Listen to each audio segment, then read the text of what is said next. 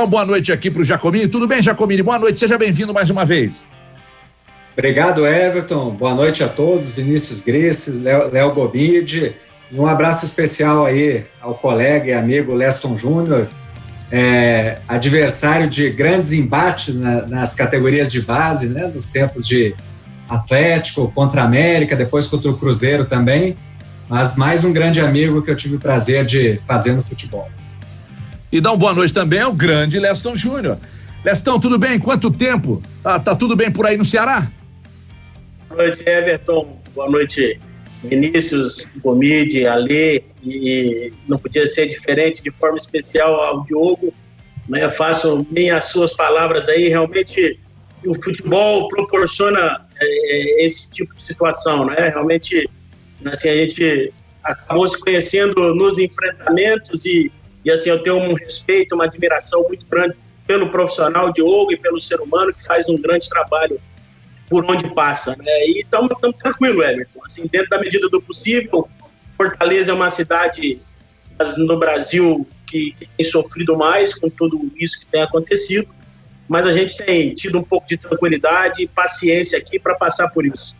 Essa tranquilidade e essa paciência, Leston, obviamente que ela traz a reboque a ansiedade, né? Traz a reboque a ansiedade. Como é que tem sido a sua conversa com seus atletas, a sua conversa com seu departamento médico, a sua conversa com a sua direção com respeito a essa volta, com respeito à sequência da temporada, porque todos nós sabemos que o impacto é muito forte, psicológico, físico e financeiro. Como é que tem sido essa relação com todos esses problemas e essa relação também com quem te acompanha nesse trabalho aí no Floresta? Então, Everton, assim, primeiro que trabalhar num clube empresa, ele tem as suas vantagens até nesses momentos, né? Porque você tem um direcionamento melhor, passa por poucas pessoas e principalmente para as pessoas que verdadeiramente têm responsabilidade com o processo, né?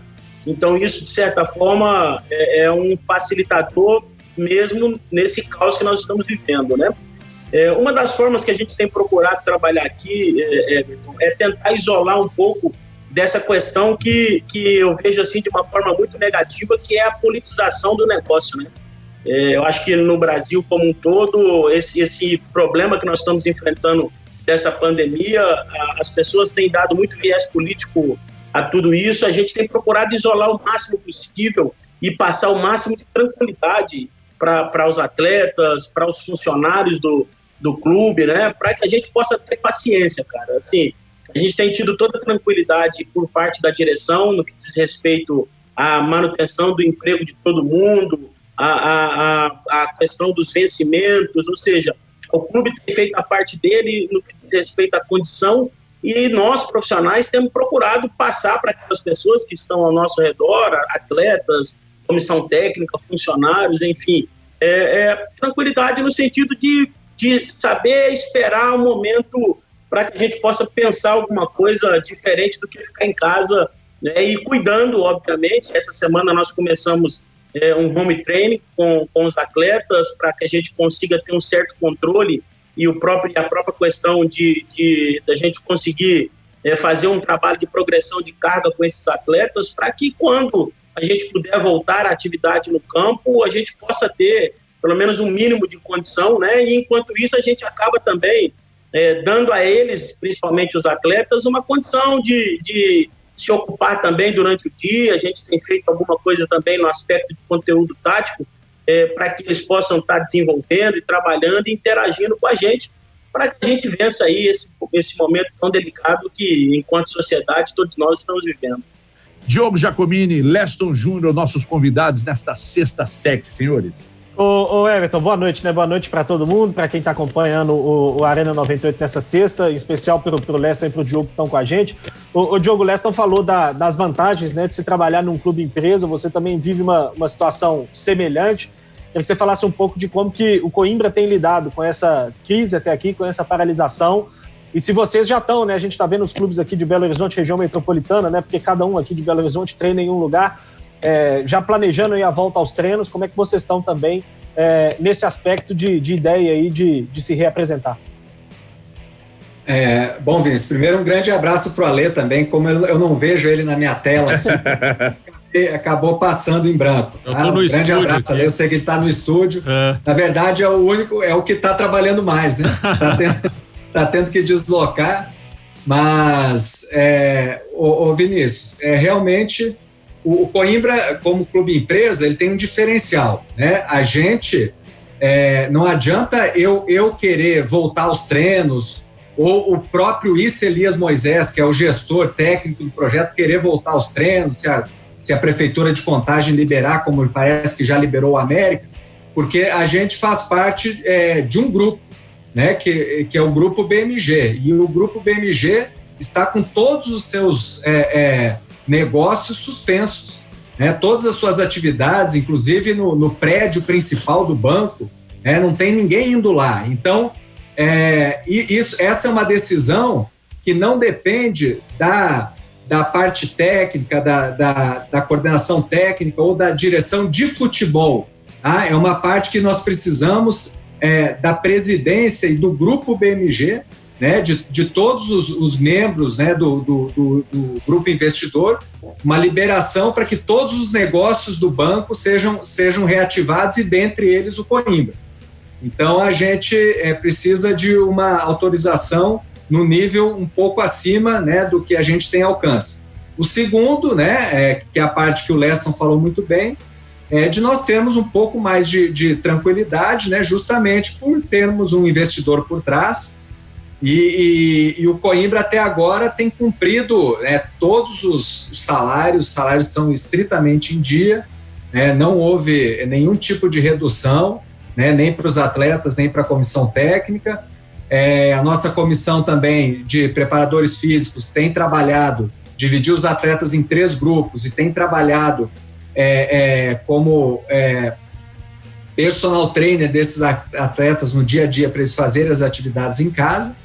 E agora, dia 1º de junho, né, vence o contrato da maioria do nosso elenco. Nós temos aí 8 jogadores que têm contratos mais longos até o final do ano ou até o final de 2021, que são jogadores que são do Coimbra, jogadores mais novos que nós formamos dentro do clube ou que nós captamos ainda como sub-20 em outros clubes, mas a grande parte do elenco termina o contrato agora dia 1º de junho e nós estamos aguardando uma posição, em relação à definição de calendário. Acredito que até lá a gente possa ter pelo menos uma luz aí em relação à Federação Mineira. A Federação Gaúcha já se posicionou, né, com a volta do Campeonato Gaúcho em julho, não havendo clubes rebaixados esse ano, mas com 4 rebaixados o ano que vem. Eu acho que nas próximas 2 semanas aí a gente deve ter uma definição para saber se nós renovaremos esses contratos ou não. Léo Gomide, o nosso Guga Chakra de Belo Horizonte. Boa noite a todos, Everton. Boa noite a quem está em casa, o teleouvinte ligado aqui em todas as plataformas da 98, né? Pode fazer uma pergunta aos dois ou preciso escolher? Não, você escolhe, você pode fazer para os 2, para os 6, fica à vontade, Gomide. Beleza. Eu vou começar pelo Leston, né? O Leston, o Floresta foi rebaixado, né, a Série B do Campeonato Estadual Cearense. Hoje o UOL publicou uma matéria sobre a dificuldade que pode ter para a disputa da Série D do Campeonato Brasileiro.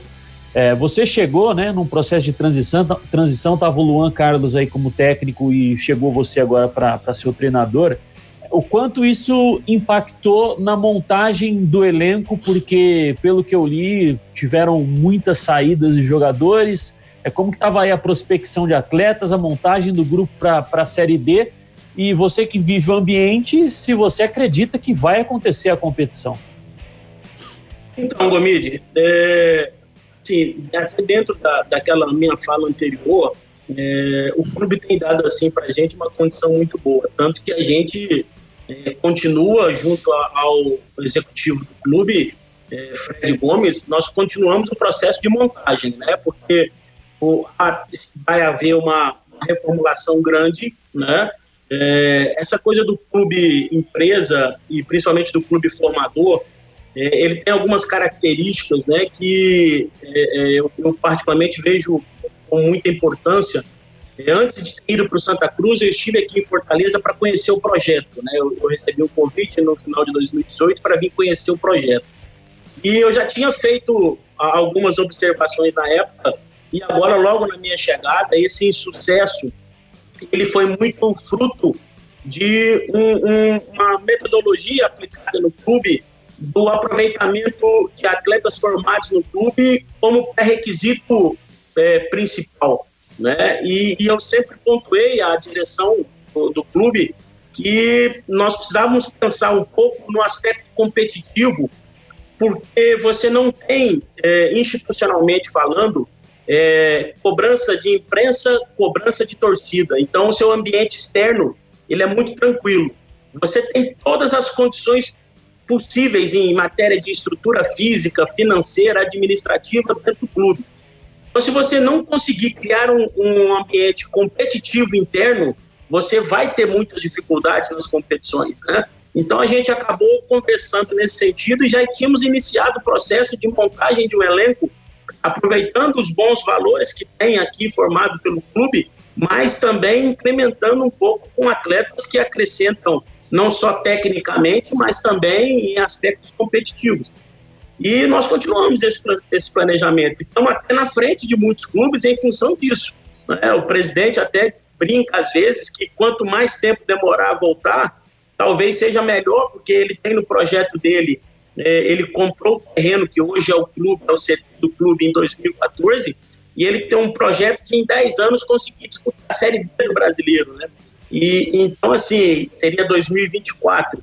Então, ele quer muito subir esse ano e ele sabe que muitos clubes vão ter muitas dificuldades e ele, por ter uma estrutura sólida, administrativa, financeira, pode se levar vantagem em relação a isso. Então, o nosso planejamento continua normal, a gente está montando o elenco, está fazendo contratações e condicionando apenas a data de apresentação, porque na maioria desses atletas, eles ainda têm vínculos com seus clubes que estavam disputando estadual, então a gente está só ajustando, alguns dos contratos vão expirar agora, outros já foram chamados para renovar, então a gente tem feito um planejamento nesse sentido.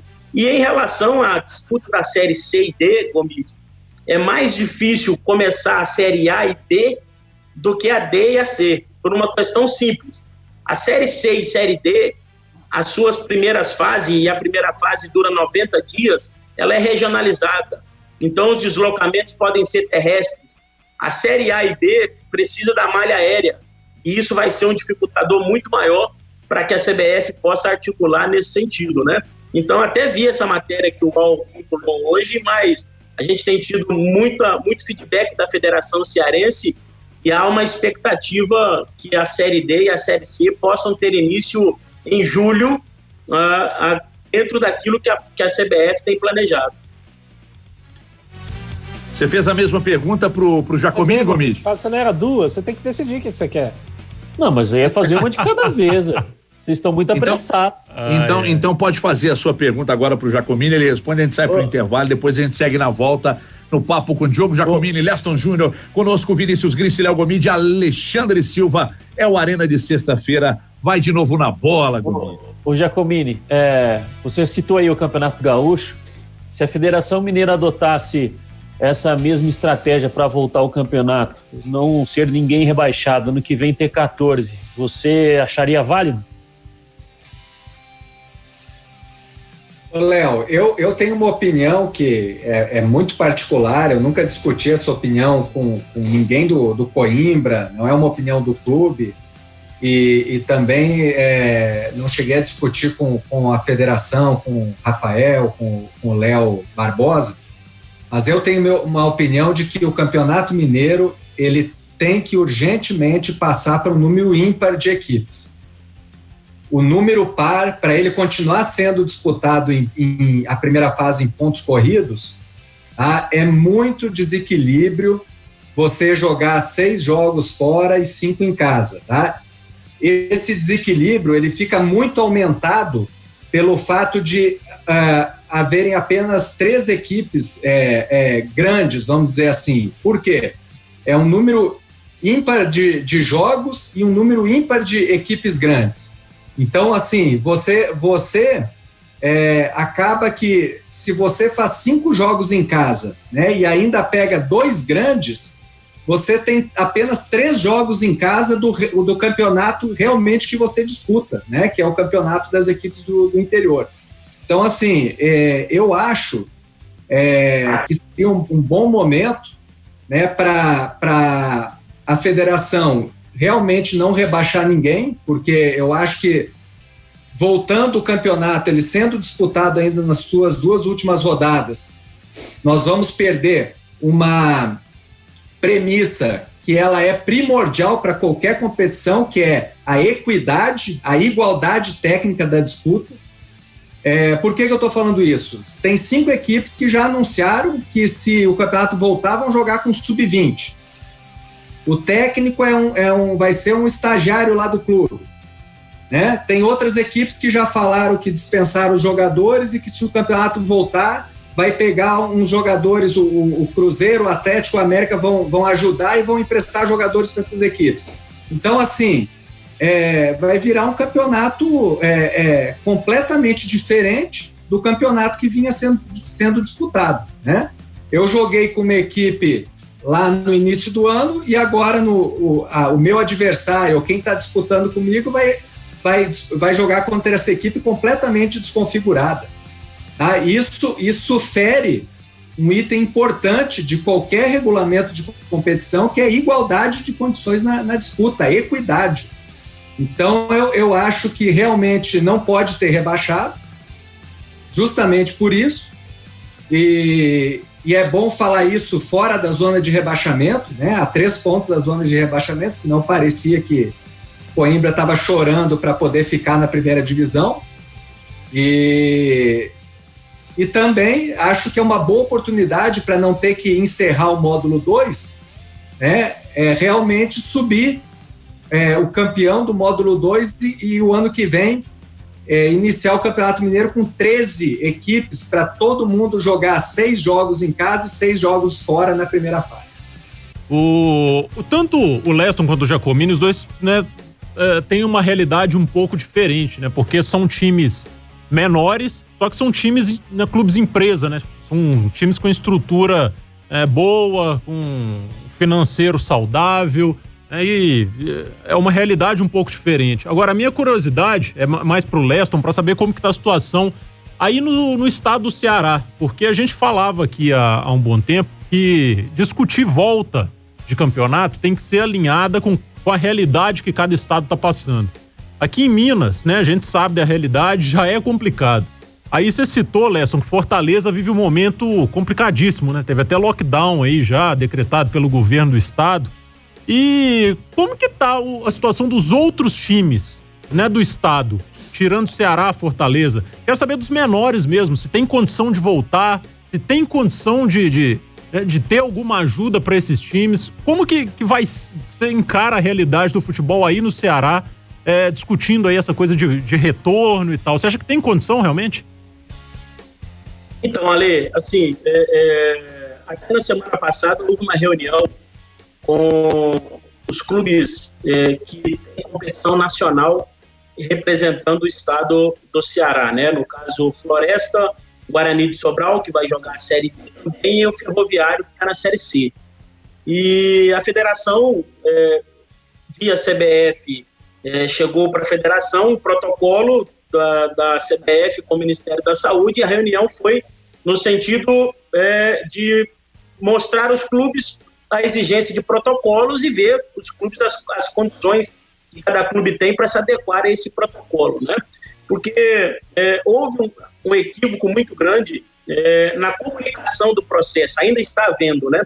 Porque quando fala em volta do futebol, as pessoas estão imaginando, pelo menos grande parte do público, que vai voltar o futebol em junho e vai começar os jogos em junho. Não é esse o caminho, né? Os clubes primeiro vão ter que ter um tempo para se prepararem, né? Você pega os clubes, por exemplo, que tem calendário cheio, esses clubes estão habituados a 30 dias de férias, né? Nós vamos ter clubes aí com mais de 60 dias de paralisação. Esses atletas vão precisar passar por um processo de uma nova pré-temporada, e uma pré-temporada melhor elaborada, né? Porque uma coisa é você jogar até novembro, dezembro, parar 30 dias e voltar a jogar em janeiro com 20 dias de pré-temporada.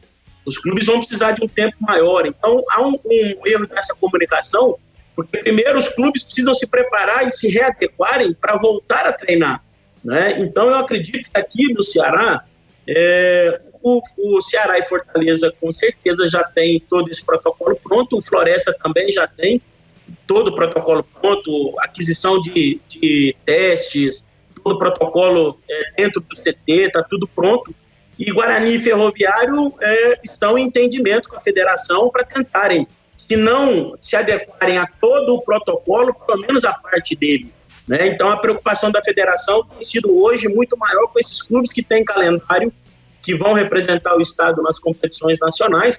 Agora, sem dúvida nenhuma, que a maioria dos clubes menores do estado vão ter muita dificuldade para se adequarem a esse protocolo de volta ao treinamento.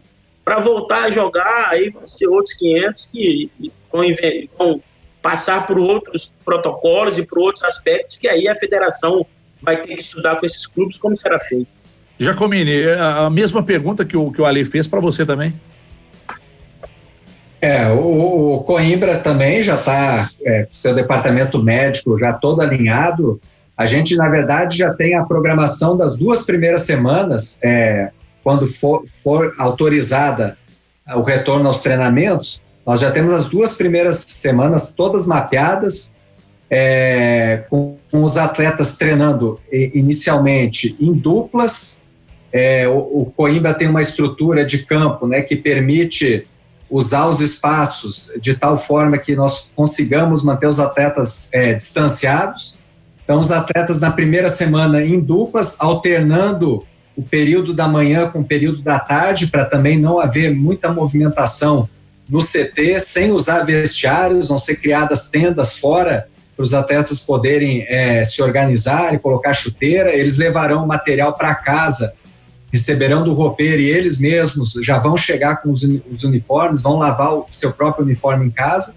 E a partir da segunda semana, os atletas vão trabalhar em quartetos, né, já com alguma coisa, incluindo trabalhos com bola, mas não de disputa, não de enfrentamento, né, mas o atleta já com a relação com a bola, se familiarizando de novo com a bola, alguns circuitos, né, técnico-físicos, para os atletas já continuarem essa preparação. Então, nós já temos o departamento nosso médico, fisiologia e departamento técnico, preparação física, já tem as 2 semanas, primeiras semanas já completamente delineadas, e a partir disso, né, nós vamos vendo como é que vai estar o nível de contágio da pandemia para saber se podemos ir aumentando o grupo de jogadores, podendo trabalhar com grupos de 8, de 10, de 12, até chegarmos no treinamento ideal, que é com a participação de todo o grupo e podendo realmente fazer os trabalhos com enfrentamento, né, com disputa, né, com competição,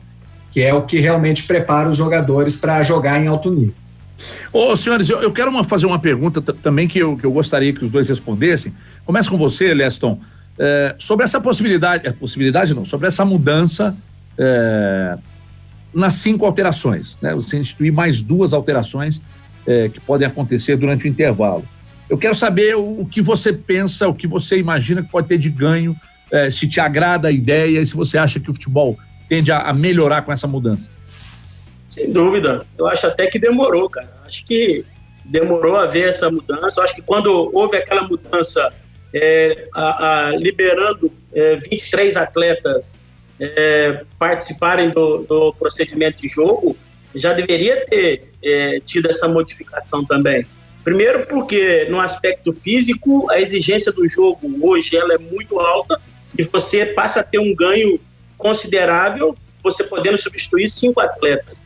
No aspecto tático, muitas das vezes o treinador tem a sua ação no jogo limitada em função de uma lesão, em função de uma substituição que de repente um atleta não tenha, a equipe não tenha se encaixado com aquela modificação e ele às vezes fica com uma modificação, com menos uma modificação. Às vezes você tem uma situação de goleiro Então, assim, às vezes você tem no campo um atleta que vem de um período de lesão e você fica com certo receio de colocar esse atleta porque você vai perder uma substituição.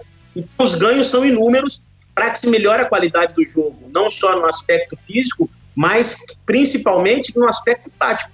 Os treinadores terão muito mais possibilidades de alternância no seu sistema, na sua maneira de jogar, em função dessa oportunidade de poder trabalhar melhor com as peças que tem. É claro que também quem tem um pouco de dificuldade também vai sofrer mais, porque você tem mais chance de errar também.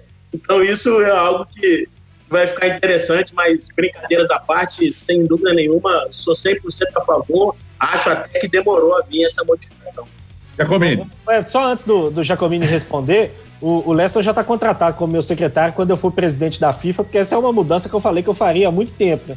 Eu quero saber se o Jacomini vai querer um cargo também na minha chapa de presidente da FIFA. Aproveitando ainda dentro desse assunto, Jacomini, se você é a favor do jogador que foi substituído poder retornar ao jogo em algum momento. Não só 5, Vinícius, sou completamente a favor. Acho que o futebol está muito atrasado em relação aos outros esportes coletivos, em relação às regras do jogo. Tá? Um jogo que você tem 22 atletas em campo e com 3 substituições. Os outros esportes têm 5 no basquete, tem 7 no handebol, e é substituição volúvel, vai e volta, né? E a qualquer momento. Voleibol, a mesma coisa. O jogo mudou completamente, né? O jogo hoje, fisicamente, é um jogo muito mais pesado, muito mais intenso, né, do que o jogo que foi praticado até então. E eu sou a favor, na verdade, não são nem das 5 substituições. Eu acho que a regra poderia ser exatamente como a CBF faz nos jogos das categorias de base. 6 substituições, porém, os treinadores tendo só 3 momentos de parada, para não ficar o segundo tempo, né, parando 12 vezes para mudar jogador.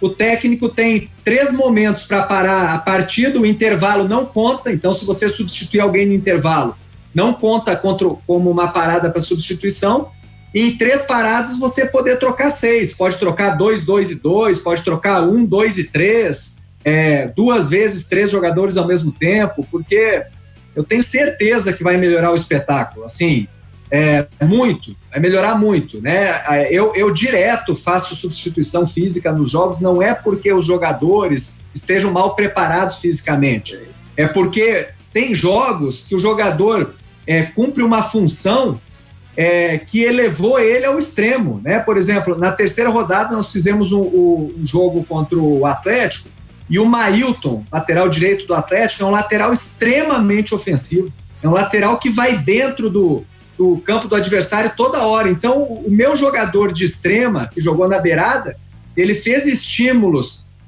tiros de velocidade naquele jogo ali, muito mais, né? Levou ele ao extremo durante ali 60, 70 minutos. Então, assim, obviamente que eu tive que substituir, né? E tem outros jogadores que acabam dependendo do plano tático do adversário, dependendo do que o jogo apresenta. Às vezes você fica com um jogador a menos, né? Nós ficamos com um jogador a menos num jogo em Uberlândia, que também leva os atletas a ficarem extenuados. Se eu tenho 2, 3 trocas a mais para poder levantar a energia da equipe, né? Eu consigo terminar o jogo melhor, terminar o jogo mais inteiro, com mais ações técnicas de qualidade, então não tenho dúvida disso. O retorno do jogador, o Vinícius, eu tenho um pouco de dúvida. Eu tenho fora da minha chapa, então, Jacomini. Eu tenho um pouco de dúvida do retorno do jogador. Não, mas não é assim, porque eu acho assim, você às vezes pode ter um momento ali, né, de conversar com o jogador para fazer ele retornar. Eu penso muito no atleta que entrou no lugar dele. O jogador de futebol treina muito durante a semana. Tem um livro sensacional que eu li do Arsène Wenger, e que ele fala o seguinte: a minha profissão é a pior profissão do mundo, porque toda sexta-feira ou sábado eu tenho que demitir 14 funcionários e para manter 11. Então esses 14, vamos pensar num elenco de 25, esses 14 que não são os jogadores que vão começar o jogo, são jogadores que se dedicam, trabalham, treinam, né, fazem tudo que os outros fizeram, e você chega na véspera do jogo, solta uma relação dos jogadores que vão jogar e, entre aspas, demite eles do trabalho deles. Então, assim, na perspectiva do jogador que entra, ele logo sair para aquele companheiro que já contribuiu com a equipe 70 minutos, voltar e continuar jogando depois, eu acho, assim, psicologicamente muito ruim para nós que somos os gestores da equipe. Me convenceu, ele pode ter chance de voltar para minha chapa, Eva. Não, sua ideia está retirada do projeto. Fora que a detentora dos direitos nunca iria aprovar uma regra como essa, né?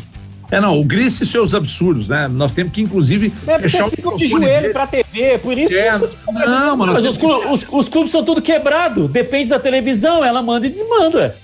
Pro Giacomini e pro Leston, então, tá até seguindo no papo que a gente estava tendo antes do intervalo com relação às 5 substituições, enfim, né? Nós sabemos que os trabalhos dos técnicos no futebol brasileiro, seja na elite ou clubes menores, não são dos mais duradouros, né?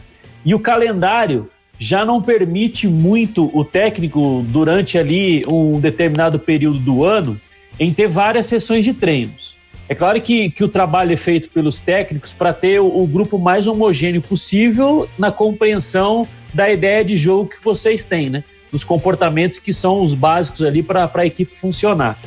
Como a rotatividade do técnico é tão grande, a média de 2-3 meses no futebol brasileiro, mudar tantas vezes o time não acaba sendo até mais prejudicial, porque não tem tempo para treinar. Os trabalhos são curtos, interrompidos sempre. Como que faz? Então, assim, Gomide, eu vou fazer uma analogia ao meu trabalho último, por exemplo, no Santa Cruz. Eu tive 32 jogos em 118 dias no Santa Cruz. É uma média aí de 3 jogos, um jogo a cada 3 dias e meio. Realmente, em dado momento, eu acabei utilizando da estratégia de repetir o máximo possível a equipe, exatamente em função dessas dificuldades que jogar de 3 em 3 dias trazem para o trabalho do treinador, né? Normalmente a gente divide o grupo em 4, né? G1 de quem joga, G2 de quem é relacionado e participa pouco ou não participa do jogo, G3 de quem não foi relacionado e G4 transição. O atleta do G2, cara, é o que mais sofre do processo, né? Principalmente você jogando 2 vezes por semana. Porque esse atleta, ele, muitas das vezes, você não tem controle do jogo, então você não sabe se você vai utilizar esse atleta. Pode precisar dele com 5 minutos de jogo, pode precisar dele com 30 no intervalo, então você acaba não dando muita carga a esse atleta na véspera do jogo, ele não tem carga. Aí no jogo, se ele não jogar, no dia pós-jogo você ainda consegue fazer alguma coisinha, mas depois já é véspera de jogo de novo e você não sabe se vai utilizar esse atleta ou não. Então, realmente, você ficar modificando demais nesse cenário, eu entendo, pelas minhas experiências últimas principalmente, que é realmente mais difícil, cara. E aí traz uma dificuldade outra, que é administrar, gerir o grupo. Porque o cara que não tá jogando, ele tá vendo que às vezes você tá preferindo ele em cima de um jogador. Às vezes tá desgastado fisicamente, mas por uma questão de encaixe, por uma questão de característica, você acaba persistindo com aquele atleta em função de você não ter tanto tempo para trabalhar de jogo para jogo. Então, esse problema de calendário apertado é algo que realmente dificulta muito, na minha visão, essa questão de rodar elenco, de rodar de jogo para jogo, em função da necessidade de ganhar a todo momento que nós temos, né? Nós temos uma necessidade para a gente aumentar essa longevidade de 2 meses e meio, parece que é a média de treinadores Série A e B no Brasil, a média de 2 meses e meio por trabalho, a única maneira é ganhando o jogo. E às vezes você escolhe essa estratégia para tentar aumentar suas possibilidades. Giacomini, a mesma pergunta para você. Então, Léo, assim, entendi muito bem a tua pergunta e ela faz muito sentido no cenário de futebol brasileiro. Entendi também a colocação do Leston em relação a isso, mas eu tenho uma visão um pouco diferente. Eu acho que depende do tipo de treinador que você é. Se você pode analisar e entender o mercado assim, que você consegue até separar bem pelo menos 2 tipos de treinadores. Existem treinadores escaladores de time e treinadores construtores de jogo. Esses treinadores escaladores de time, eles são realmente muito bons nisso, são treinadores que conseguem, através do movimento das peças, né, da troca de peças, eles vão do individual para o coletivo, eles vão trocando as peças individuais, testando um ou outro para poder armar um coletivo mais forte, né? E tem ótimos treinadores assim, mas o treinador construtor de jogo que treina todos os atletas do elenco da mesma forma, com a mesma função, propõe treinamentos na qual a equipe titular ou a equipe reserva vai realizar as ações ofensivas ou defensivas iguais e vai formar um coletivo mais sólido, ele vai gostar de ter mais substituições para fazer, porque o atleta que estiver no banco vai saber exatamente o que ele precisa fazer em relação à função tática para poder contribuir para a equipe. É claro, e é por isso que eu comecei dizendo que eu entendi a tua pergunta, é claro que no Brasil, por os treinadores não ter esse tempo de construção, a grande maioria acaba optando por tentar, pelo menos no início, acertar a escalação do time, né? Acertar o que a gente chama de 11 inicial. Mas o jogo hoje, como ele acontece hoje, não existem 11 titulares. Você precisa de 15, 16, 17 atletas em alto nível para poder realmente ser campeão de uma competição grande, poder disputar títulos. Você precisa ter um elenco de qualidade. Então, eu acho assim, eu vejo no mercado aí, vamos falar aí de Série A, o Roger Machado é um construtor de jogo, o Fernando Diniz é um construtor de jogo, o Rogério Ceni é um construtor de jogo, o Thiago Nunes, esses treinadores, eles podendo utilizar uma gama maior de jogadores durante os jogos, né, para poder encher o tanque da equipe num determinado momento, vai ser um fator facilitador. É claro que o processo para chegar até aí demanda um pouquinho mais de tempo, né? Mas eu acho que um treinador que goste de trabalhar a sua equipe como um todo, né, todos os jogadores trabalham taticamente da mesma forma, vai acabar sendo benéfico um número maior de substituições. É difícil a gente não perguntar para os dois, e o tanto que tá legal esse papo aqui, eu vou fazer a mesma pergunta, e não é uma pergunta capciosa. A gente vê, desde a chegada do Jorge Jesus, né, o Jorge Jesus fez uma construção de um trabalho muito, muito sólido no Flamengo. A construção do trabalho sólido que o Jorge Jesus fez tem relação direta com o elenco que ele tem ou tem relação direta com o conhecimento de futebol que ele tem? E aí, por que eu estou perguntando isso? Qualquer treinador no lugar do Jorge Jesus, com aquele elenco, estou falando qualquer treinador de alto nível, conseguiria os resultados, não, mas conseguiria a performance que o Jorge Jesus conseguiu? Começa com você, Jacomini. Já respondendo a tua última pergunta, acho que não. Eu acho que falar que todos ou qualquer treinador de alto nível conseguiria esses resultados, eu acho que não, porque, na verdade, eu vejo o fenômeno um pouco mais complexo. Eu acho que os resultados do Flamengo ano passado, campeão brasileiro, campeão da Libertadores, são fruto da gestão do Flamengo, trabalho já iniciado lá atrás, né? Quem vinha acompanhando o trabalho do presidente Bandeira, de tudo que ele vinha fazendo dentro da sua gestão, deixou um terreno muito fértil, muito fértil em termos de o clube estar viável administrativamente para poder formar uma equipe dessa qualidade.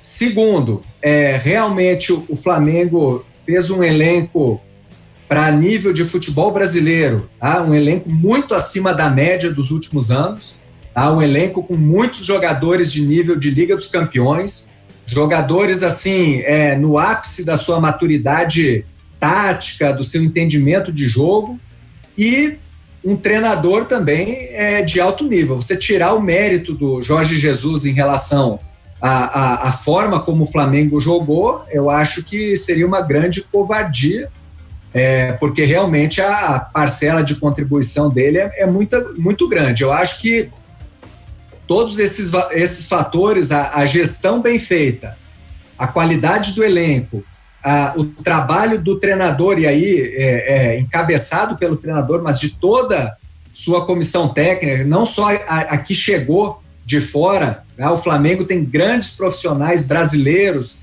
na fisiologia, no departamento médico, no departamento de recuperação de atletas, na preparação física, e aí a torcida, né, lotando o estádio, e talvez uma das maiores camisas do futebol brasileiro, foi a junção dos ingredientes completas para que tenhamos esses resultados. Então eu acredito numa sintonia em todos esses fatores aí.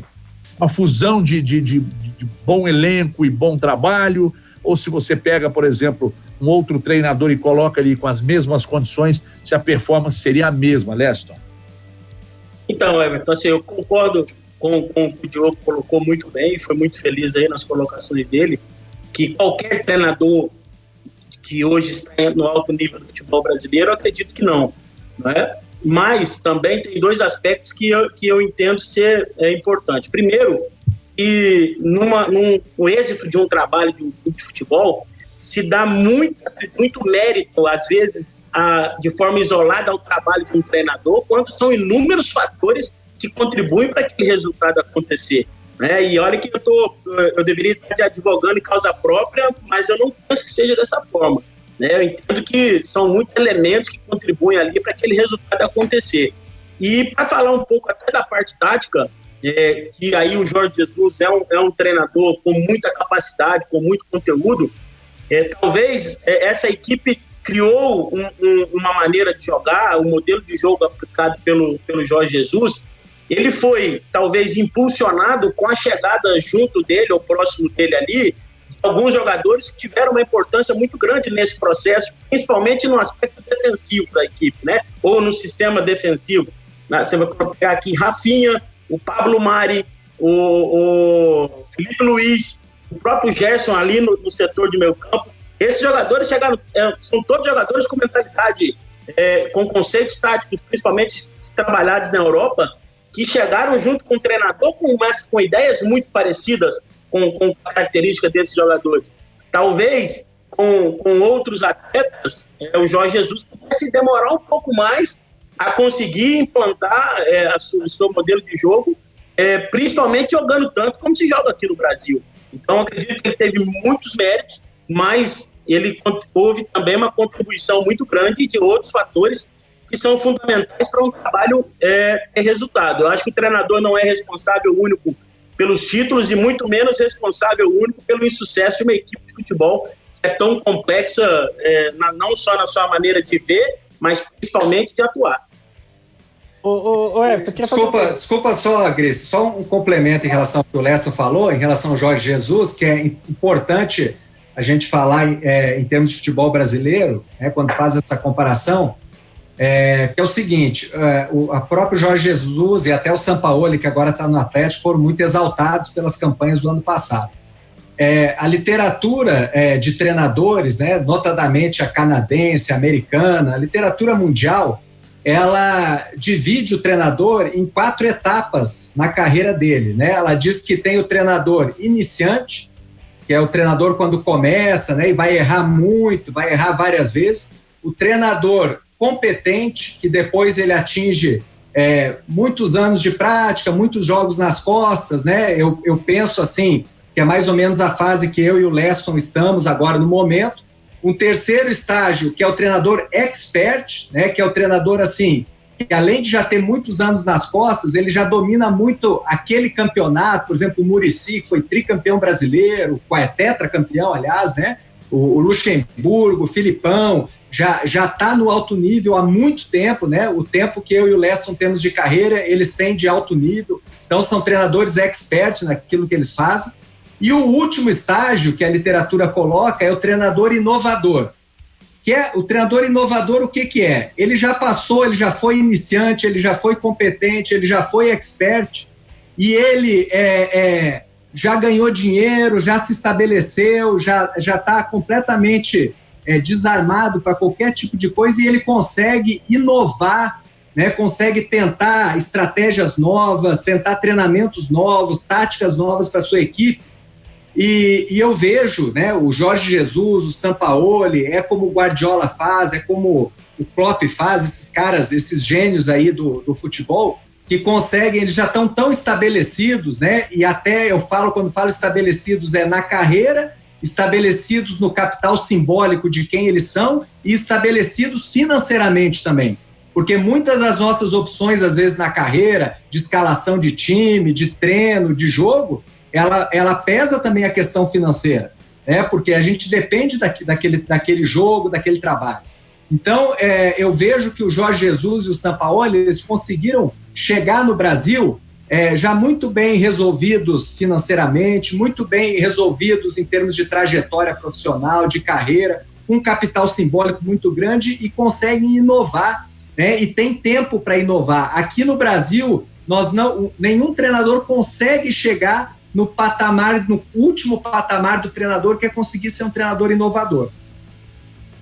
Esse debate é legal mesmo, é bem interessante.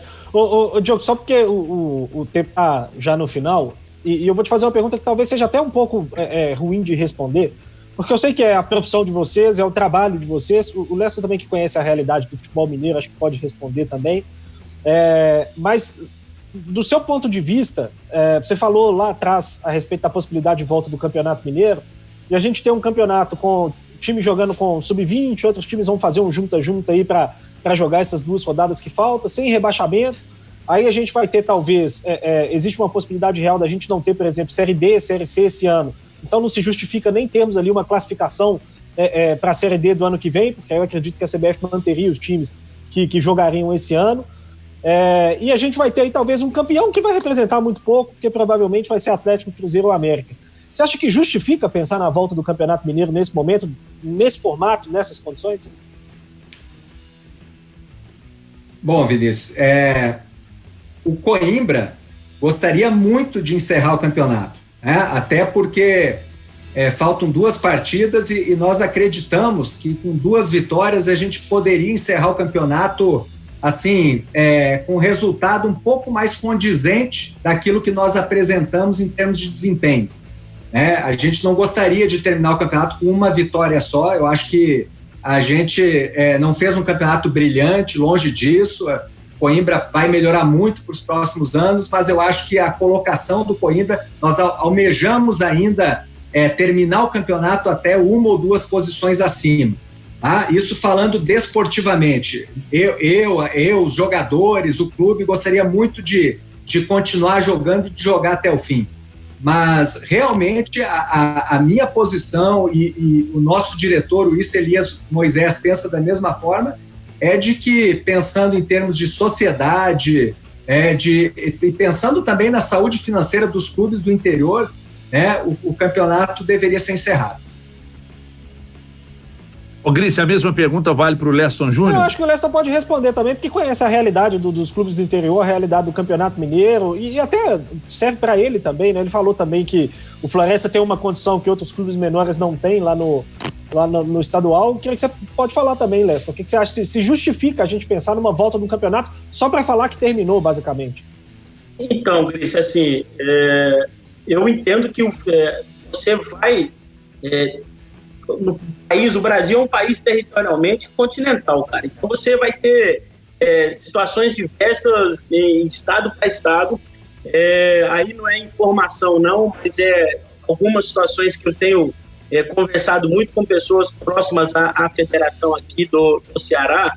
Existe um movimento na CBF muito forte, o seguinte, cara, se não conseguir em junho, pelo menos iniciar no final de junho os estaduais, não vai ter estadual no Brasil, cara, porque as competições nacionais, elas vão ter prioridade, né? E como são menos clubes envolvidos, é mais fácil ou menos difícil você direcionar as competições.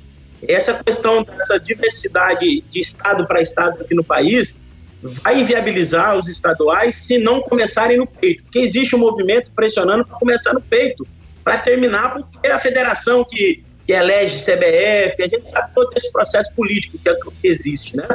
Mas eu particularmente sou a favor de você esperar um prazo que seja um prazo um pouco maior, que não tenha estadual, que sejam anulados os campeonatos estaduais de 2020, para que você tenha pelo menos uma mínima condição de fazer uma competição nacional, mesmo com adaptações, para que, quem sabe, em 2021 a gente possa ter um calendário como a gente tinha anteriormente, que não era o ideal não, mas pelo menos que a gente tenha o calendário que tínhamos anteriormente na sequência.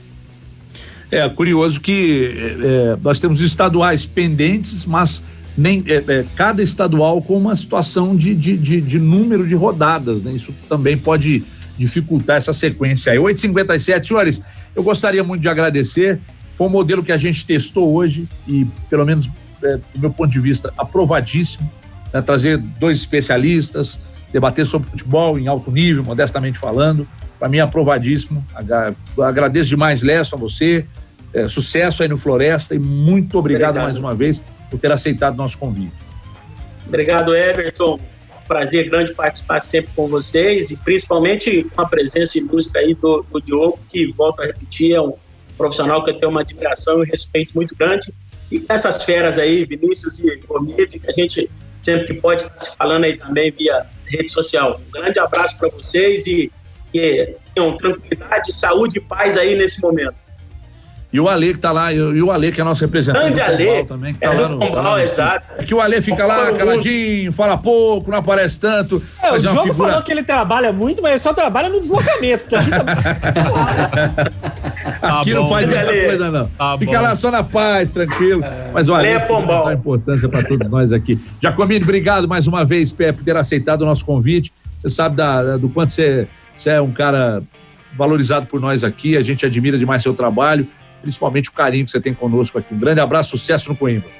Obrigado, Everton, o prazer é meu mais uma vez, né? Estou à disposição e um abraço especial aí pro Leston, parabéns pela tua trajetória profissional, te acompanho também nas redes sociais e boa Série D, tomara que o Floresta aí consiga os seus objetivos na temporada.